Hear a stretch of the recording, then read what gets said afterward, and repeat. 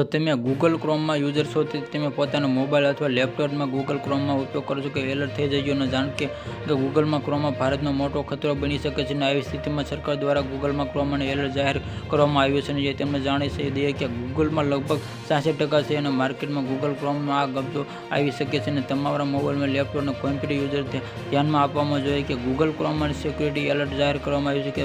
ઉપયોગીમાંથી તમારી અવૈધનિશીલ માહિતી ચોરી કરી શકે છે અને સરકારે જાહેર કર્યું કે એલર્ટમાં સરકારે જણાવ્યું કે ગૂગલ ક્રોમમાં ઘણી ખામીઓ જોવા મળે છે કે એલર્ટમાં ભારતમાં સરકારી કોમ્પ્યુટર ઇમરજન્સી રિસર્ચ અને ટીમ દ્વારા જાણ કરવામાં આવેલા ભારતમાં સરકારી સાયબરમાં સિક્યુરિટીમાં એજન્સી માનવું કે ગૂગલમાં ક્રોમની રિપોર્ટમાં કંટ્રોલમાં કરી શકાય કે જો કે આ સ્થિતિ તેમાં